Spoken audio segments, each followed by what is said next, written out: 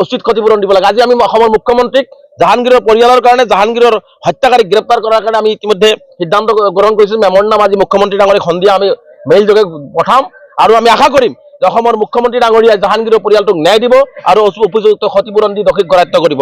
লগতে ধুবুৰী জিলাৰ আয়ুক্ত আৰু আৰক্ষী অধীক্ষকগৰাকীক মই আহ্বান জনাইছোঁ, যদি আপোনালোকৰ তিল মানৱতা আছে তেনেহলে আপোনালোকে এচি ৰুমত বহি নাথাকি জাহাংগীৰৰ পৰিয়ালত আহি জাহাংগীৰৰ পৰিয়ালৰ এই দুখত সমভাগী হ'বৰ কাৰণে আহ্বান জনাইছোঁ। অন্যথায় জিলা আয়ুক্তগৰাকী আৰু আৰক্ষী অধীক্ষকগৰাকী সাজু থাকক 36 ঘণ্টাৰ ভিতৰত যদি এই পৰিয়ালটোক তেওঁলোকে কোনো ব্যৱস্থা গ্ৰহণ নকৰে তেনেহলে ধুবুৰী জিলাৰ প্ৰতিটো দল সংগঠন নাগৰিক সমাজক লগত লৈ আমছে ব্যাপক আন্দোলনৰ কাৰ্যসূচী গ্ৰহণ কৰিব। প্ৰথমত আপোনাৰ যেতিয়া বডিটো ওলালে তেতিয়া নবীন গগৈৰ বডিক সুনীল গগৈৰ ই কৰা হৈছে, এতিয়া গম পালে এইটো আমাৰ বডিটো ইয়াৰ হয়। ধৰ্মৰ ক্ষেত্ৰত আপুনি কি ক'ব?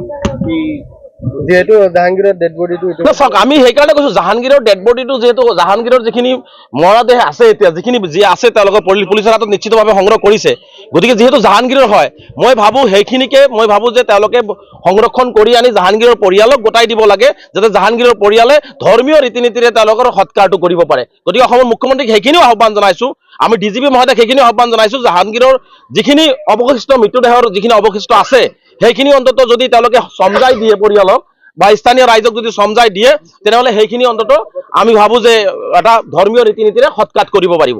আৰু সুনীল গগৈৰ নামটো চৰ্চা হৈ আছে, কিন্তু আৰক্ষীয়ে মুহূৰ্তলৈকে সুনীল গগৈ দিয়াই আছে নে কৰবাত লুকাই আছে উলিয়াব পৰা নাই, কেইবাদিনো পাৰ হৈ গ'ল।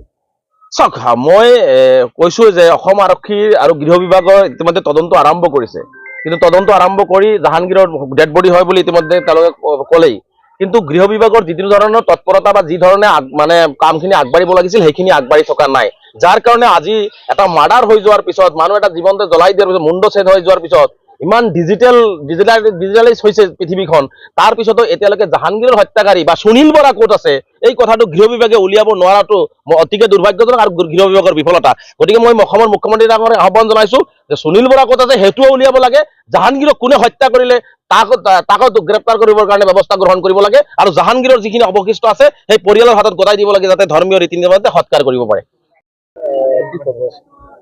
চাওক, এটা মৰ্মান্তিক ঘটনা আজি পেটৰ তাৰণাত আজি এনেকুৱা এটা দুৰ্গম অঞ্চলৰ পৰা লখিমপুৰৰ ঢকুৱাখানালৈ কাম কৰিবলৈ গৈছিলে আৰু কাম কৰিব যাই জাহাংগীৰে আজি নিজৰ জীৱনটো দিলে আৰু জাহাংগীৰক যি ধৰণে জীৱনতে মুণ্ডু ছেদ কৰি হত্যা কৰা হ'ল, জ্বলাই দিয়া হ'ল, আচলতে এইটো অমানৱীয়ভাৱে হত্যা কৰা হৈছে। এইটোক আমি তীব্ৰভাৱে নিন্দা কৰিছোঁ, গৰিহণা দিছোঁ আমচুৰ ফালৰ পৰা। আৰু আমি অসমৰ গৃহ বিভাগ আচলতে যে সম্পূৰ্ণৰূপে ব্যৰ্থ হৈছে এইটো পুনৰবাৰ প্ৰমাণ কৰিলে। জাহাংগীৰক হত্যা কৰাৰ আজি কেইদিন হৈ গ'ল, জাহাংগীৰৰ মানে ওলালে যে জাহাংগীৰে সেই বডিটো জাহাংগীৰৰে হয়, কিন্তু এতিয়ালৈকে প্ৰকৃত জাহাংগীৰক কোনে হত্যা কৰিলে, কি কাৰণে হত্যা কৰিলে এতিয়াও অসম আৰক্ষীয়ে উলিয়াব নোৱাৰাটো অসম আৰক্ষীৰ বিফলতা আৰু অসমৰ গৃহ বিভাগৰ বিফলতা। গতিকে আমি অসমৰ মুখ্যমন্ত্ৰী ডাঙৰীয়াক আহ্বান জনাইছো যে অনতিবিলম্বে জাহাংগীৰক কোনে হত্যা কৰিলে জাহাংগীৰৰ সেই হত্যাকাৰীক গ্ৰেপ্তাৰ কৰি দৃষ্টান্তমূলক শাস্তি দিব লাগে। আৰু দুৰ্ভাগ্যৰ বিষয় যে আজি মই য'ত আহিছো আচলতে মানুহ থকাৰ পৰিৱেশ নাই। জাহাংগীৰৰ দুটা বাচ্চা আছে, মাক আছে, ঘনীয়েক আছে, ভায়েকটো এতিয়ালৈকে লখিমপুৰতে আছে, তেওঁ আহিব পৰা নাই। এটা অবৰ্ণনীয় এটা পৰিৱেশ এই ঘৰখনত হৈ আছে, চাৰিওপিনে পানী, থাকিবলৈ তেওঁলোকৰ ঠাই নাই। তেনেকুৱা ক্ষেত্ৰতো অসম চৰকাৰে আজিলৈকে জাহাংগীৰৰ ঘৰত খবৰ ল'বৰ কাৰণে অসম চৰকাৰৰ আহৰি নাই। বিশেষকে ধুবুৰী জিলাৰ জিলা আয়ুক্ত ডাঙৰীয়া আৰু আৰক্ষী অধীক্ষকগৰাকী এচি ৰুমৰ পৰা ওলোৱাৰ সময় পোৱা নাই। মই তীব্ৰভাৱে ধুবুৰী জিলাৰ মানে জিলা আয়ুক্তগৰাকীক আৰু আৰক্ষী অধীক্ষকগৰাকীক তীব্ৰভাৱে নিন্দা কৰিছোঁ, গৰিহণা দিছোঁ। যি সময়ত জাহাংগীৰৰ ঘৰত মানৱতাৰ দৃষ্টিৰে হ'লেও এই পৰিয়ালটোৰ কাষত থিয় হ'ব লাগিছিলে, তেওঁলোকে আহিব লাগিছিলে। তেওঁলোকৰ ঘৰত এতিয়া কোনো নাই, ঘৰত পানী উঠিছে, ঘৰত থাকিবলৈ ঠাই নাই, বাচ্চা দুটালৈ মাক আৰু ঘনীয়েকজনী কেনেকে আছে এই খবৰটো লোৱাৰ আহৰি নোপোৱাটো দুৰ্ভাগ্যজনক। এটা জিলা আয়ুক্ত আৰু আৰক্ষী অধীক্ষকৰ পৰা কেতিয়াও সাধাৰণ জনতা এইটো আশা নকৰে। গতিকে মই অসমৰ মুখ্যমন্ত্ৰী ডাঙৰীয়াক আহ্বান জনাইছো যে জিলা আয়ুক্ত আৰু আৰক্ষী অধীক্ষকগৰাকীয়ে কিয় এতিয়ালৈকে জাহাংগীৰৰ পৰিয়ালত খবৰ এটা লোৱাৰ সময় নাপালে, এই পৰিয়ালটো কি অৱস্থাত আছে।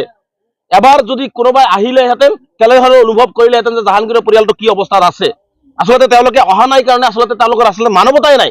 গতিকে অসমৰ মুখ্যমন্ত্ৰী ডাঙৰীয়াক আহ্বান জনাইছো যে অনতিবিলম্বে অসম চৰকাৰৰ ফালৰ পৰা জাহাংগীৰৰ ঘৰত আহি জাহাংগীৰৰ ঘৰৰ পৰিয়ালৰ পৰিৱেশটো চাব লাগে আৰু তেওঁলোকৰ পৰিয়ালক উপযুক্ত, যিহেতু তেওঁ একমাত্ৰ ইনকাম চ'ৰ্চ আছিলে এই পৰিয়ালটোৰ, গতিকে উপযুক্ত ক্ষতিপূৰণৰ ব্যৱস্থা গ্ৰহণ কৰিব লাগে আৰু মুখ্যমন্ত্ৰী ডাঙৰীয়া প্ৰত্যক্ষভাৱে হস্তক্ষেপ কৰি জাহাংগীৰৰ